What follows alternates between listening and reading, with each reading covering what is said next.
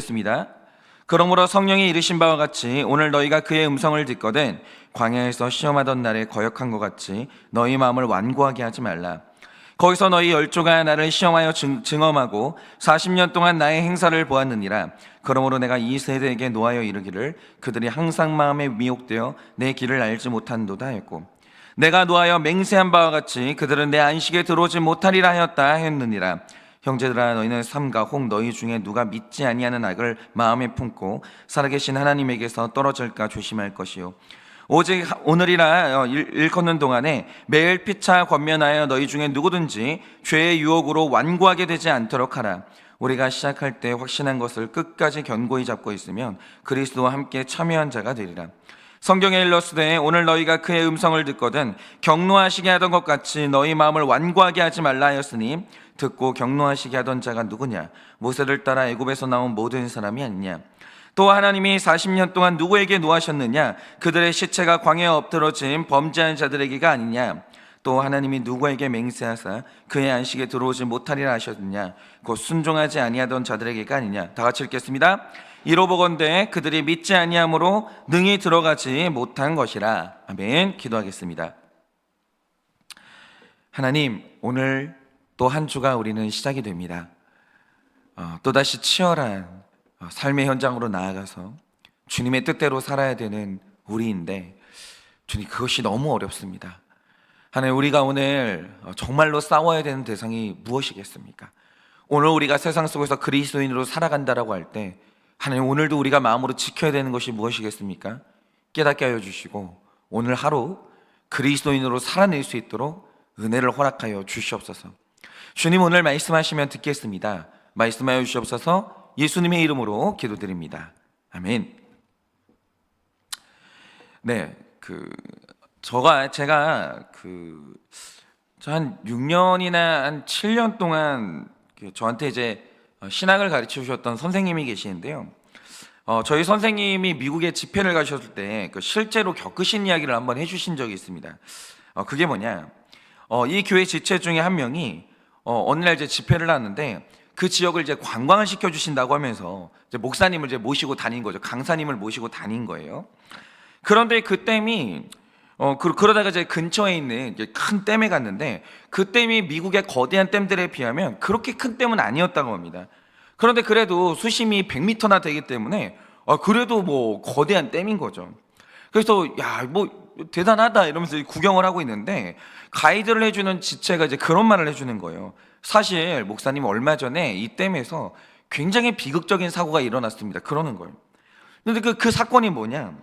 한 한국인 유학생이 미국에서 이제 대학에서 시험 기간을 보내다가 이제 그게 끝나니까 스트레스를 풀 겸 드라이브를 하러 왔나 봐요.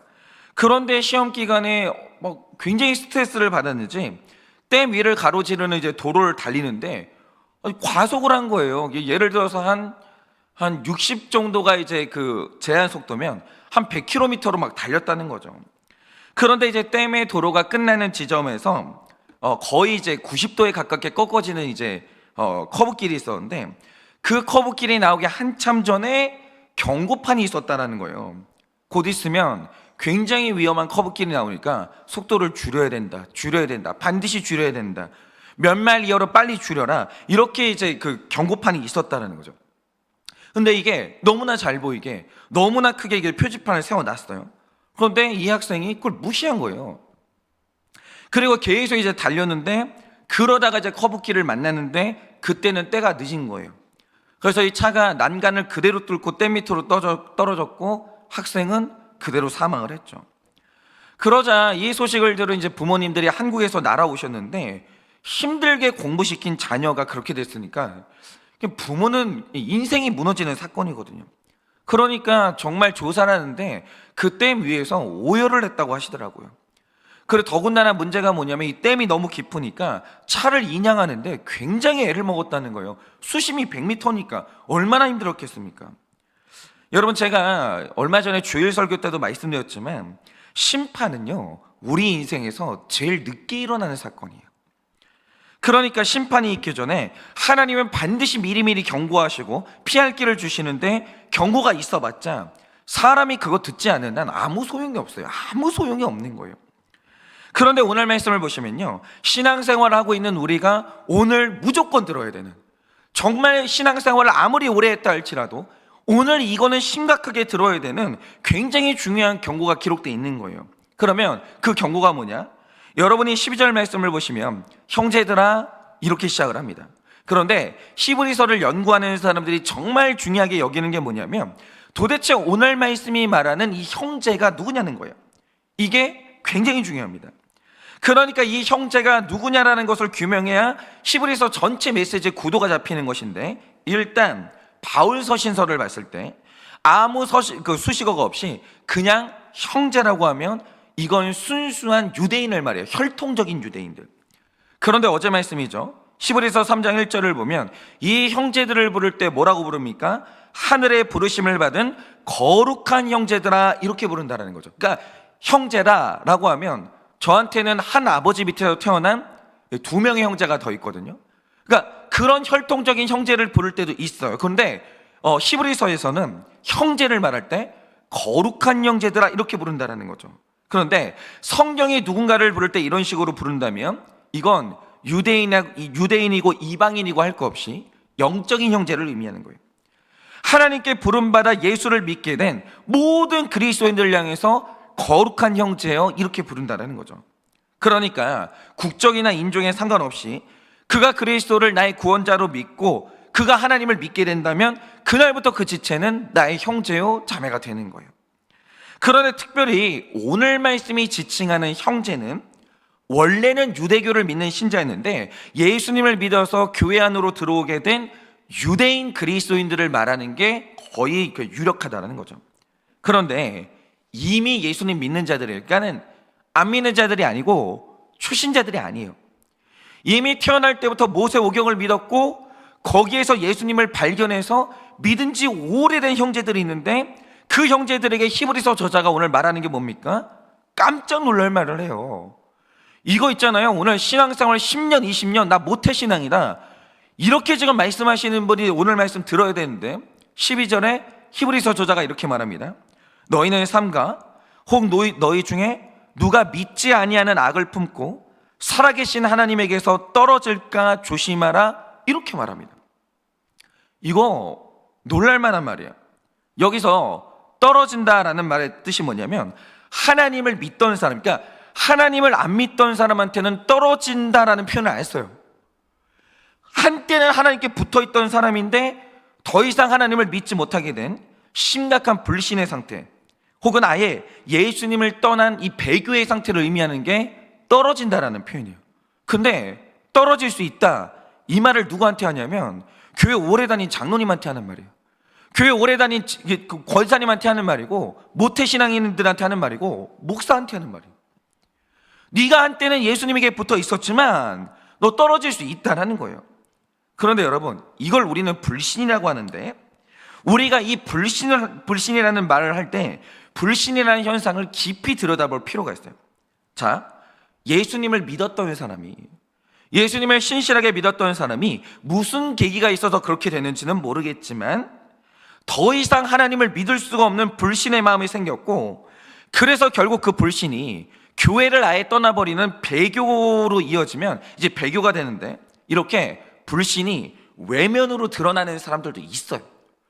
적나라하게 불신이 그 겉으로 드러나는 사람이 있다라는 거죠. 그런데 드러나는 불신보다 오늘날 교회에서 훨씬 더 무서운 게 뭐냐, 지금 일생 동안 나는 이미 불신자예요, 하나님 안 믿어요, 근데 그게 겉으로 드러나지 않은 채로 교회 다니는 사람이 상당히 많아요.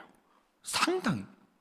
그러니까 제가 우리 청년들한테 들으면요 깜짝 놀라는 게 뭐냐면, 회사에서 이 사람이 그리스도인인 게 티가 난 적이 한 번도 없는 사람들이 있어요. 술자리에서요 진탕 놀아요. 근데 어느 날 내가 술을 안 마시고 있으니까 딱 그러는 거야. 나 장로야, 나 안수집사야, 마셔도 돼. 있잖아요, 그 불신자예요. 삶이 있잖아요, 뇌물 아무렇지도 않게 받고 그 사고방식 자체가 불신자인데 그게 교회에서 안 드러나요. 주일날 있잖아요, 가면을 아주 감쪽같이 가면을 쓰고 있잖아요. 세상에 나가서는 완벽한 불신자로 살고 있는데 교회에 들어올 때는 얼굴이 싹 바꾸는 거예요. 안 드러나요, 그 안에 있는 불신이. 그리고 일평생 교회를 다니면서 직분자로 사는 사람들이 굉장히 많습니다. 굉장히. 근데 그 중에 한 명이 누구겠습니까? 저예요. 여러분, 제가 예수님을 언제부터 떠났는지는 저도 잘 모르겠어요. 제가 어릴 때 목회자 자녀로 살면서 어릴 때부터 저는 모태신앙인이죠. 그런데 어느 날 교회를 오래 다니고 있는데 예수 잘 믿어봤자 교회가 부흥을 안 하는 거예요. 정직하게 살아봤자 우리 집은 늘 가난한 거예요. 어느 시점인지는 저도 정확하게 모르겠어요. 그래서 제가 성경을 못 믿게 됐어요. 하나님이 입히시고 먹이신다? 못 믿겠는 거예요, 내가. 어느 날부터 어떻게 됐냐? 목삭 딱지를 달고 야망을 향해서 이게 교회인지 기업인지 알 수 없이 그냥 경영 논리를 가지고 사역을 하기 시작한 거예요. 여러분, 이런 사람이 목사인 저였어요. 얼마든지 하나님 떠날 수 있고 예수에게서 떠날 수 있는 거예요. 불신자인데 안 드러날 수 있다는 거죠. 여러분, 실제로 이 법륜이라는 스님이 불교계에서 정말 가장 유명한 스님인데, 여러분 그거 아십니까? 이분이 과거에 14년에서 15년 정도를 교회를 다녔던 신자였어요. 그러니까 근데 이분이 지금 하나님을 떠난 거예요. 그러니까 사람이 얼마나 오래 믿었든지 간에 뭐 3대째 신앙, 4대째 신앙 다 필요 없습니다. 얼마나 믿었든 간에 누구든지 그 마음에 불신이라는 현상이 생길 수 있어요. 하나님 못 믿겠는 거예요. 이 말씀이 맞나? 진짜 말씀대로 사는 게 우리 인생의 정답인가? 어느 날 불신이 들어올 수 있다는 거죠. 그거 해결하지 못하면 그는 언제든지 하나님 떠날 수 있어요. 교회 다니는데 하나님 떠날 수 있어요. 그러니까 하나님으로부터 떨어진다는 이 무서운 현상은요, 나의 불신이 겉으로 드러나서 공개가 되었든지 마음속에 은닉이 되었든지 그 내면 안에 불신이 자리 잡으면서 사람의 배교는 시작이 돼요. 불신이요, 굉장히 무서운 겁니다. 그런데 이 불신이 내 안에 들어왔다는 걸 스스로 자각하고 있으면 좀 상황이 훨씬 나아요. 여러 사람들이 도와줄 수 있고 기도해 줄 수 있거든요. 그런데 이미 지금 불신에 빠져 있는데 자신은 정작 그걸 모르고 내가 하나님을 믿고 있다고 확신하는 사람이 너무 많다라는 거예요. 제가 그랬잖아요. 저 하나님 안 믿었어요. 말씀대로 사는 게 옳은 길이다? 아니, 그런 거는 그냥 순진한 사람들이 하는 말이고, 저희 아버지가 열심히 말씀대로 살았거든요. 얻은 게 뭐 있어? 아니, 우리 아버지가 말씀대로 살아가지고 얻은 게 뭐가 있어? 우리 아버지가 인생 무명의 목사로 가난하게 살다가 멸시받고 살았는데 안 믿어지는 거예요. 안 믿어지는 거예요. 제가 불신자로 몇 년을 살았는지 저도 모르겠어요. 불신자인데 목사였다는 거죠. 얼마나 무섭습니까? 그러면 왜 히브리서는 당시에 교회를 다니고 있는 형제들에게 이런 경고를 왜 했는가? 자, 당시에 이제 개종한 유대인들은 지금 이 당시에 이 성경이 쓰여질 당시에 유대교로 돌아가고 싶은 유혹을 심각하게 느끼고 있었어요. 이유가 뭐냐? 일단 말씀드린 대로 교회 안에서는 유대교 신자들의 유혹이 너무 많았고 밖에서는 박해가 너무 심했어요. 그런데 이 상황이 진짜 애매한 게 뭐냐면, 만약에 그리스도인들과 함께 유대인들도 박해를 받았으면 이런 유혹을 느끼지 않았을 거예요. 그런데 AD 60년의 상황이 어땠냐? 그리스도인들은 말도 못하는 박해를 받아요. 그런데 유대인들은 또, 유대교 신자들은 그런 박해로부터 어느 정도 벗어나 있었어요. 그리고 안전하게 살고 있었습니다. 그러니까 안 그래도 내가 유대교로 돌아가고 싶은 마음이 생기는데, 이 와중에 기존의 유대인 신자들이 말하는 게 뭐냐? 기독교의 하나님이나 유대교의 하나님이 같은 분이 아니냐? 네가 유대교로 돌아와도 그건 배교가 아니야. 그러면서 다시 유대교로 돌아오라고 설득을 계속하고 있는 거예요. 그러니까 당시 교회 안에서는 실제로 유대교로 돌아가거나 돌아갈 유혹을 느끼는 사람들이 굉장히 많았다는 거죠. 근데 이게 이제 얼마나 어려운 상황이냐면, 저는 이거를 늘 느끼고 살았던 게, 여러분 교회와 신앙생활이라는 게요, 그 교회에 부흥이 있고 기쁨이 있으면 어떤 한 명이 빠져나가요? 그럼 공동체가요, 빠져나가는 그 사람을 되게 걱정해요. 아니, 저 사람은 이 좋은 공동체를 왜 떠나지? 아니, 공동체를 떠나서 어떻게 살려고 하지? 기도해야 되겠다, 기도해야 되겠다. 이게 걱정이 될 뿐이지, 건강한 공동체는요, 한 명이 떠난다고 해서 흔들리는 일이 없어요. 그런데 문제는 침체되는 공동체, 건강하지 않은 공동체는 이게 상황이 달라요. 건강하지 않은 공동체는요, 모두가 버티고 있는 거예요. 교회를 위해서, 근데 이 교회 무너뜨릴 수는 없으니까 내가 지금 애써 버티고 있는 중이거든요. 그런데 그 와중에 한 명이 못 견디겠다고 나가면 남아있는 사람들이 하는 생각이 뭐냐? 나도 즐거워서 견디는 거 아니야. 내가 즐거워가지고 지금 이 자리 지키는 거 아니야. 그런데 당신이 나가면 내가 더 힘들어지잖아. 이럴 거면 내가 먼저 나갈 걸. 여러분, 이렇게 한 명이 떠나면요, 공동체 전체가 영향을 받으면서 흔들흔들하는 게 침체되는 공동체의 특징이라는 거죠. 그런데 AD 60년에 교회의 상황이 이랬어요. 박해와 유혹이 너무 심하니까 흔들리는 성도들이 너무 많았고, 이 와중에 한 명이 교회를 떠날 때마다 교회가 진짜 흔들흔들했습니다. 여러분, 기독교 2000년 역사가요, 그냥 온 게 아니에요. 엄청난 이 위기를 겪으면서 여기까지 온 거예요. 그런데 중요한 건 이겁니다. 그러면 교회를 떠났던 사람들은 허접한 신자들이었냐? 혹은 경험이 없어서 이렇게 됐냐? 그게 아닌 게 놀라운 일이에요. 지금 히브리서 기자는 교회를 떠나는 사람, 혹은 그것을 고려하면서 유혹을 느끼는 사람들을 향해서 형제들아 이렇게 부르고 있거든요. 이 말 뜻이 뭐냐면 그들이 한때 정확한 신앙 고백을 했던 사람들이에요. 같은 교회를 섬겼던 믿음 좋은 사람이었다 이거죠. 그런데 누구라도 내 몸을 치는 고난이 오고 어려움이 연달아오면 누구라도 무서운 불신이 찾아올 수 있다는 거예요. 그런데 이렇게 신앙을 잃어버리고 배교로 빠져버린 사람들과 관련해서, 여러분 잘 들으세요.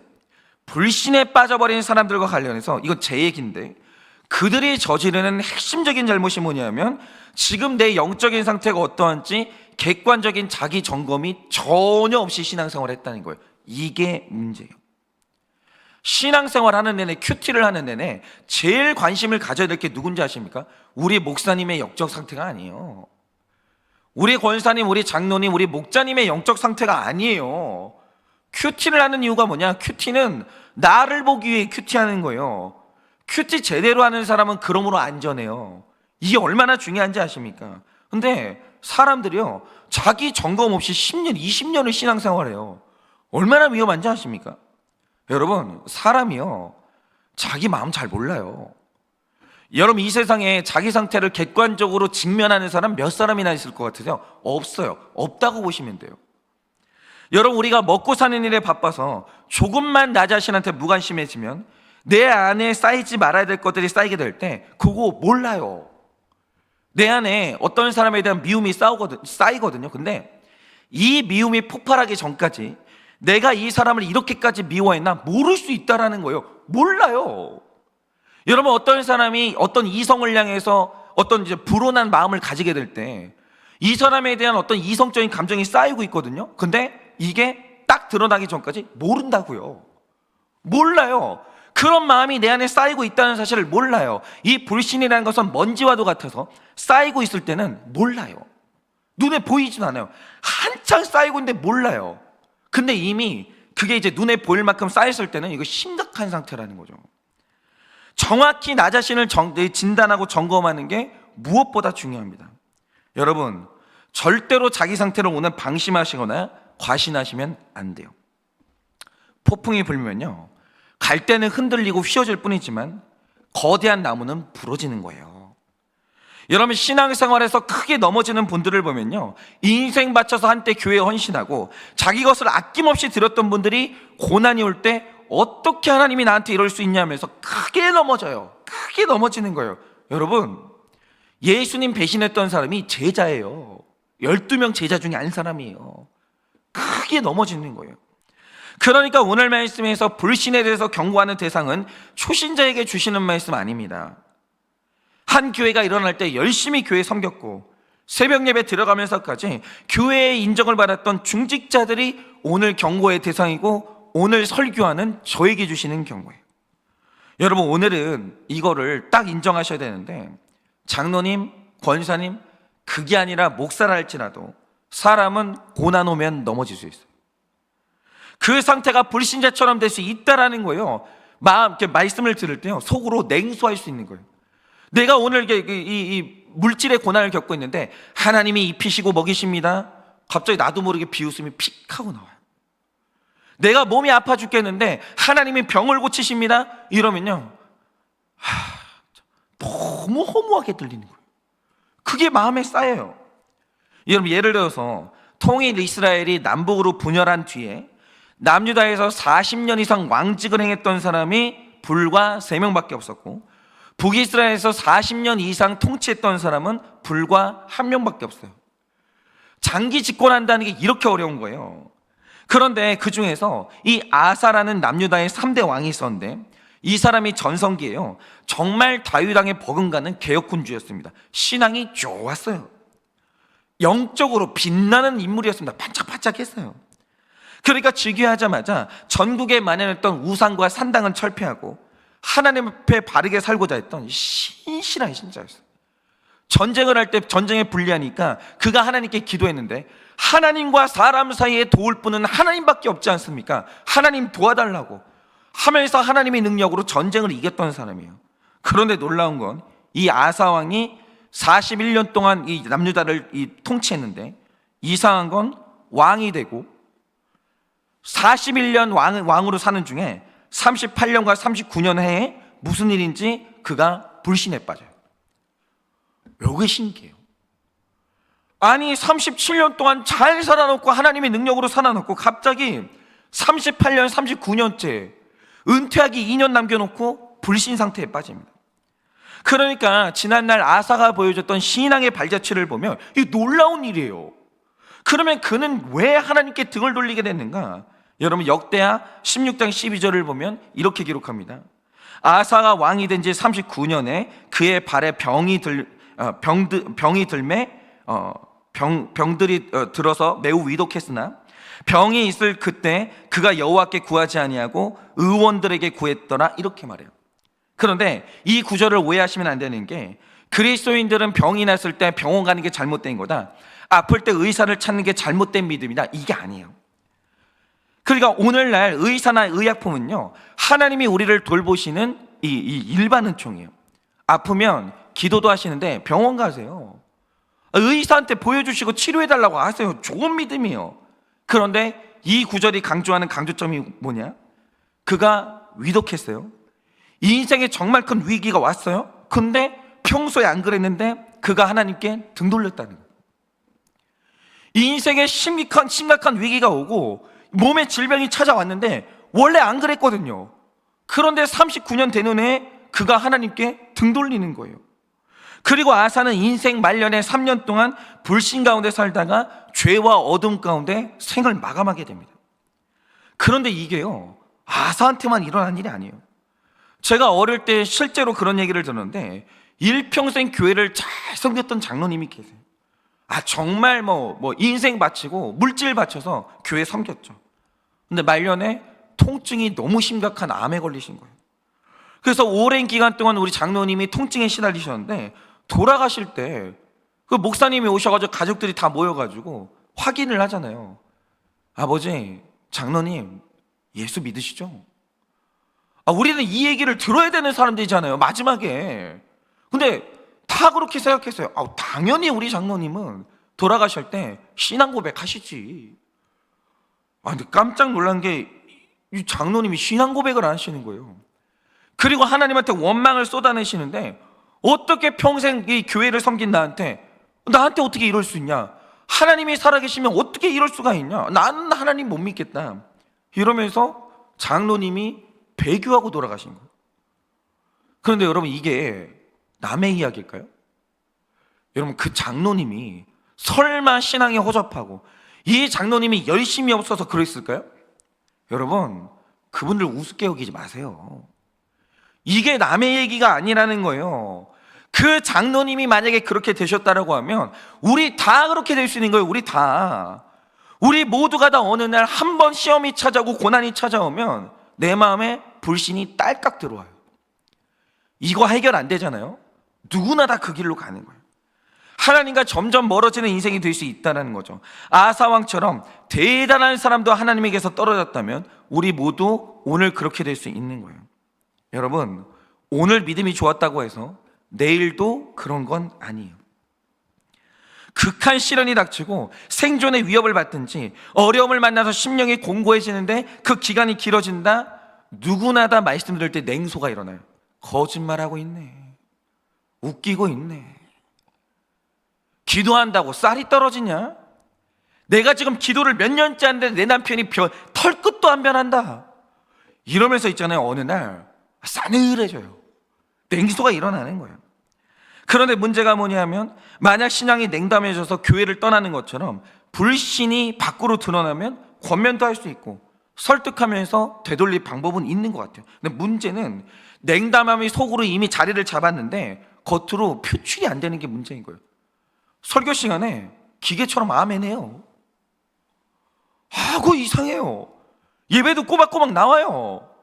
근데 예배당 밖으로 나가잖아요. 세상을 살면서 신자처럼 안 살아요.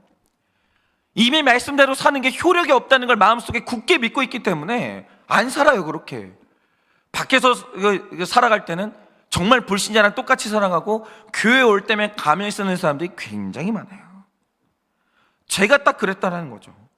제가 왜 거룩한 삶이 아니라 야망을 추구하면서 목사가 성도님들의 마음을 얻을 수 있다면 거짓말을 서슴없이 했거든요. 그 왜 그랬겠어요? 어릴 때 아무리 기도해도 교회 상황은 어려워지고 내 삶의 고통스러운 경제적인 결핍이 계속되니까 하나님에 대한 냉소가 자리를 잡았는데 그걸 몰랐다고요. 언제부턴지도 모르겠어요. 분명히 굉장히 오랜 시간 불신자로 살았거든요. 몰랐어요. 언제부터 그렇게 됐는지도.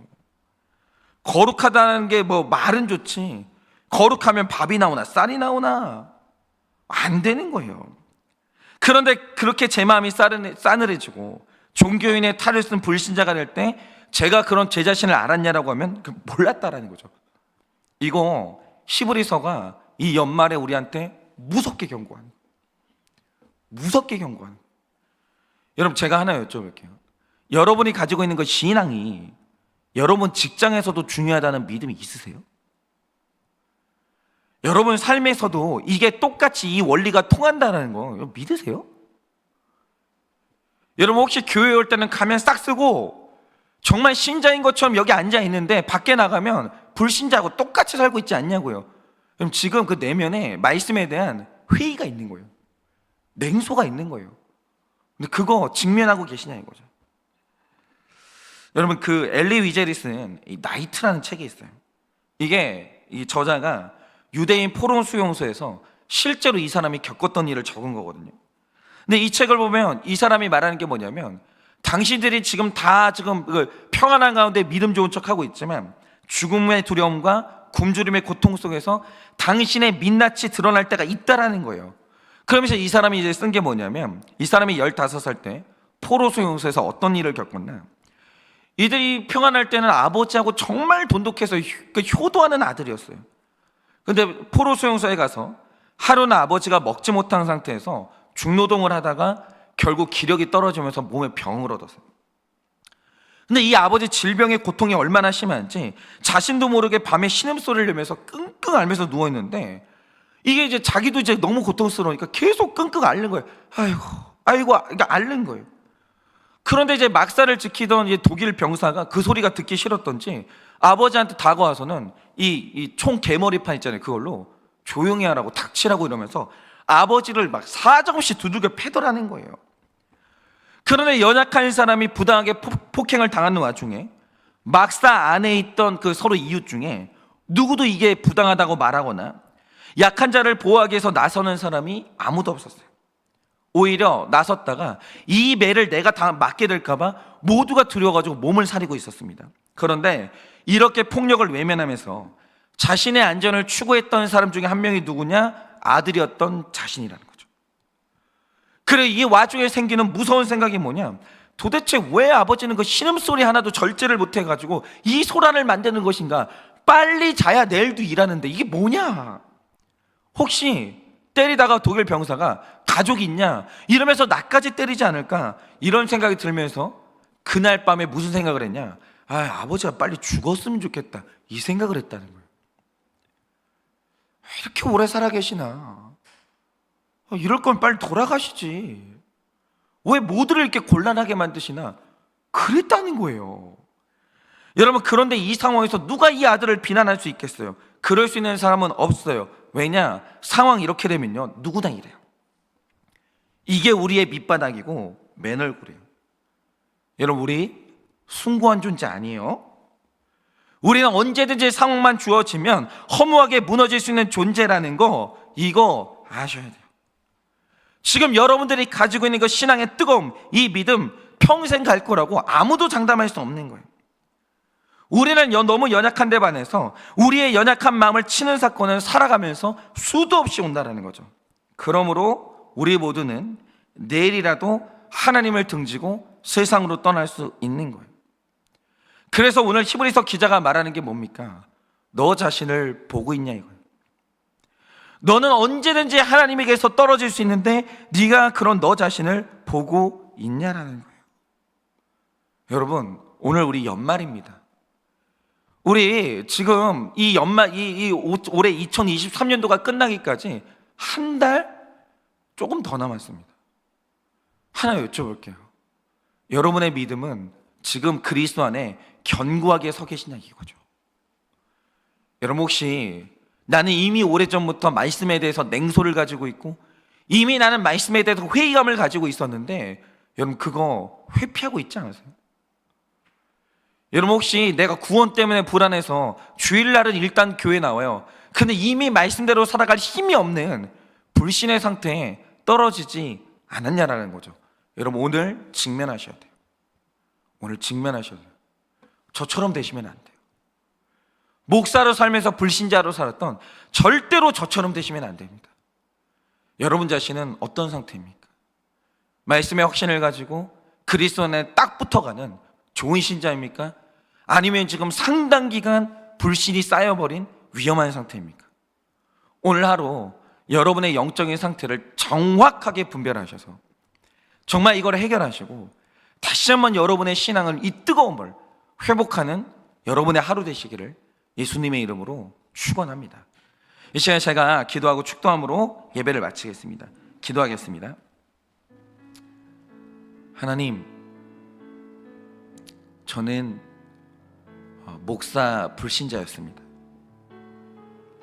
언제부터인지 기억도 나지 않지만 하나님을 믿고 말씀대로 살아간다는 것에 대한 냉소와 멸시가 있었습니다.